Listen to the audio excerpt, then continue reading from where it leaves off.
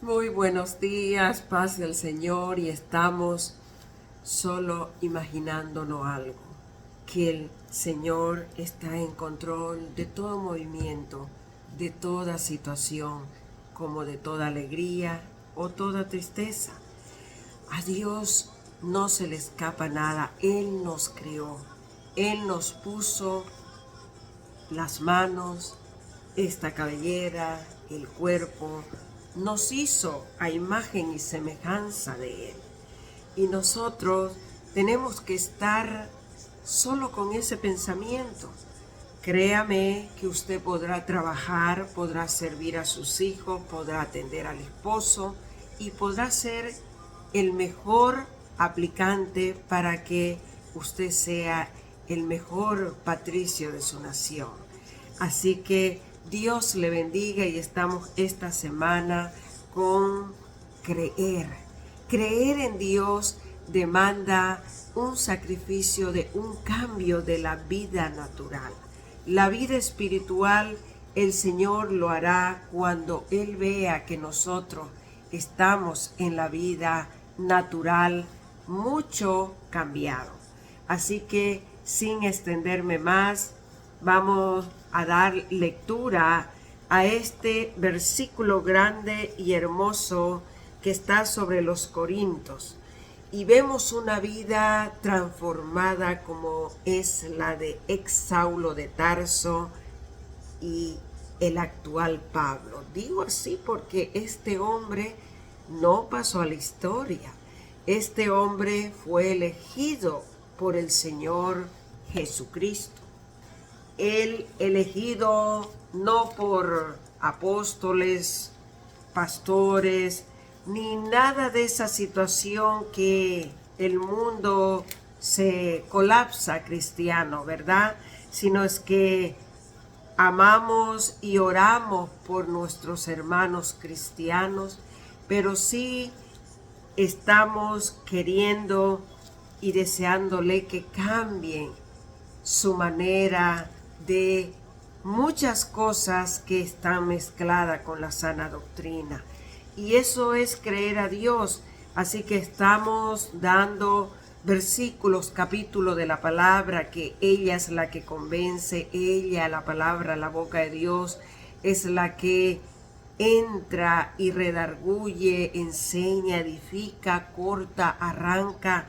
Sin nosotros no podemos más que decir otras cosas que no sean la palabra de Dios. Mire, las personas que predican, los cristianos, los pastores, apóstoles, líderes, diáconos, terminarán cansados, terminarán haciendo sus fuerzas en debilidad. Y esa no es la debilidad que es mi fortaleza, porque cuando soy débil, soy fuerte. No, la debilidad para que vengan las fuerzas de Dios, lo he experimentado y muchas veces en la enfermedad. Esa debilidad es cuando la desgastamos en el servicio a Dios, en las fuerzas del Espíritu, porque Él mora en la parte física natural y muchas veces pues las personas no tienen descanso, se madrugan leyendo más que orando, entonces también eso natural les domina. Y está ahí el Espíritu Santo, pero su cansancio físico está siendo más potente. Así que lo que vamos a potencializar es realmente las fuerzas del Señor en mi nueva vida en Cristo.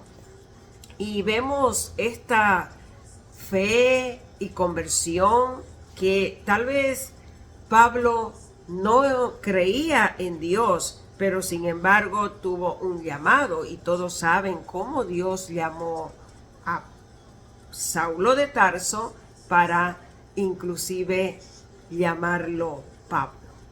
Así que sobre la conversión de Saulo a Pablo, muchas personas le ignoran que éste posiblemente ni siquiera había creído en Dios. Y eso lo vemos con esta expectación ocular que le hizo a Esteban, ¿verdad? Cuando moría en agonía apedreado, pues la capa de él cayó sobre el cuerpo, sobre sus partes y tocó la piel de Saulo de Tarso. Es decir, cosas en el espíritu que nosotros no podemos entender, pero sí podemos aceptarla para conversión cristiana. Así que Jesucristo dice, hace una elección en su espíritu y coloca este llamamiento por nombre hoy en día, Pablo, Pablo el de Tarso. La conversión que tal vez aún él no creyó en Dios, como lo hemos dicho, y miraba lo tradicional de los judíos. Aborrecían a los cristianos, mataban, ahorcaban, sacrificaban, y Saulo era uno de esos, hasta que Jesús lo llamó y empezó a creerle a Dios. Fue convertido, dice este Saulo, a Pablo, a creer en Dios entre los 53, 55 después de Cristo. Pablo escribió en ese tiempo, Primera de Corintios durante su viaje misionero hacia el final de su ministerio de 3 años en Éfeso. Lo afirma Hechos de los Apóstoles, capítulo 19, del versículo 21 al 22. Ahí está. Tanto Corinto como Éfeso eran prósperas ciudades portuarias e impregnadas de idolatrías y filosofía, a la cual Pablo conocía, es decir, Saulo de Tarso. Hay personas en la actualidad que también empezaron a creer en Dios por su conversión. Es decir, tenemos muchos testimonios de nuestra conversión y haber empezado, sin entrar en detalle, la vida de Saulo a ser como Pablo, ¿verdad? Y vemos por años, yo crecí en una ciudad pequeña, fronteriza con Brasil, y mire, tuve por tío a un pastor, Pibe Roca, que visitaba mi casa y nos hablaba de la salvación de Cristo. Había estado él poniéndome el manto del Señor en mis pies, en mi mirada, y se lo decía a mi abuelo. Había una antigüedad al lado mío y había una juventud en la mirada de este amado pastor tío Pibe Roca. Y mire, esas son las cosas que nos hacen creer, que nos ayuda a la conversión, porque hablamos y escuchamos a alguien predicar, y puede ser un niño, puede ser una anciana, y puede ser que ese niño o ese anciano esté guardando por décadas los males, así como Saulo de Tarso los tenía tan oculto, tan terriblemente le atormentaban, que un día de eso no pudo más y se desató en ira y empezó a perseguir a los cristianos, a matarlo, a destruirlo, hasta que encontró su propio dueño, le llamó la atención y le hizo ser su servidumbre. Pablo actualmente empezó a creer en Dios y es contado como uno de los mejores hombres en la conversión, ¿verdad? Así que esto es muy interesante ver, en especialmente Hechos de los Apóstoles, sobre este viaje misionero que hizo en Éfeso, donde era mucha idolatría, una prosperidad de gente que quería servir a Dios, pero estaban completamente fuera de sí. No estaban conforme al corazón de Dios. Y mire que no sé dónde estaba el agrado del rey David. No se acordaba.